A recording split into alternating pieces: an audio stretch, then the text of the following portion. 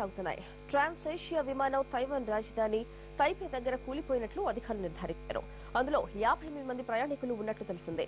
ట్రాన్స్ Asia Airways corporation కు చెందిన turbo ప్రాప్ విమానం తేపై దగ్గరలోని కీలింగ్ నదిలో కూలిపోయింది. తైపే నుంచి కిన్మన్ కు వెళ్తున్న ఈ విమానం అక్కడి సమయం ప్రకారం 10 గంటల 45 నిమిషాలకు బయలుదేరింది. కాసేపటికి అది పడిపోయినట్టు తెలుస్తోంది.